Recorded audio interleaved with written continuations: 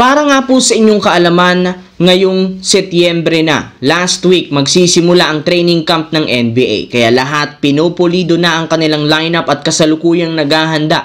Halos lahat target talunin ng defending champions na OKC Thunder. Sa katunayan, meron na nga pong 5 kupunan sa Western Conference ang literal na lumakas ang lineup dahil sa ginawang move nitong off-season. At kabilang dyan, una, ang Dallas Mavericks na mas pinalakas ang roster matapos ma-draft si Cooper Flagg na magsisilbing main scorer sa team sa mga isolation play. Kung last season, hirap silang makagawa ng puntos simula nang mawala si Kyrie Irving dahil sa kanya mas magiging smooth ang transition sa opensa. Samahan mo pa ng pagkakaroon ng another shooter na si D'Angelo Russell. Sunod naman, Denver Nuggets na magkakaroon ng mas reliable na scorer sa starting lineup na si Cam Johnson, Bruce Brown, Tim Hardaway Jr. at si Jonas Valanciunas, at mas pinatatag na rin naman ang depensa dahil malaya na nga pong makakapagpahinga sina Jamal Murray at Nikola Jokic.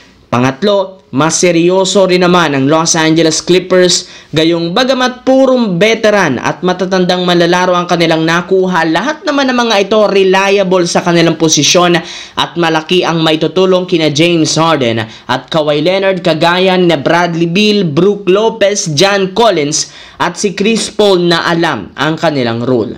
Kaya hindi na nakakagulat kung mas mag-improve ang laro nila next year. Hindi rin naman dito magpapahuli ang Houston Rockets na literal nakagawa ng super team sa loob lamang ng isang off-season matapos nilang makuha si Kevin Durant. Pinagtuunan nga ng team ang pagpapalakas ng depensa sa pagkuha ng mga defensive player na si Dorian Finney-Smith, Clint Capela at si Josh Okogie. Kung inyo nga mapapansin, halos lahat puro mga veterano na malaki ang maitutulong para umabante sila sa playoffs. Kasali rin naman sa listahang ito ang Los Angeles Lakers na ginawang priority ang pagsasaayos ng kanilang kahinaan sa pagkakaroon na nila ngayon ng starting center na si DeAndre Ayton at ang pagkakaroon nila ng mga 3-and-D player kagaya ni Marcus Smart at Jake LaRavia. Sa madaling salita, simula next season, hindi na sila magkakaproblema pa sa depensa, rebounding, at sa shooting. Samantala, matapos nga pong hindi maging maganda ang performance ni Cam Reddish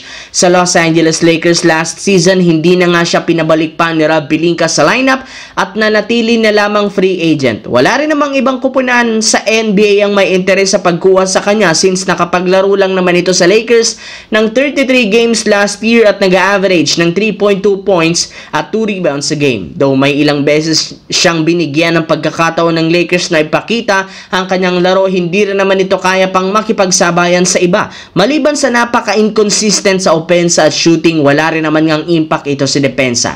Kaya ganun na lamang na walang nagka-interes na team ang gustong kumuha sa kanya at nakapagdesisyon na maglaro na lamang sa overseas. Ayon sa balita, malapit na nga itong pumirma ng malaking kontrata sa isa sa mga kupunan sa Lithuania. Pero hindi rin naman ibig sabihin nito na ayaw niya nang maglaro at bumalik sa liga ng NBA, gayong magkakaroon nito ng exit clause ang kontrata upang makabalik siya agad sa NBA kapag merong team ang kumuha sa kanya. Anong masasabi nyo dito mga idol?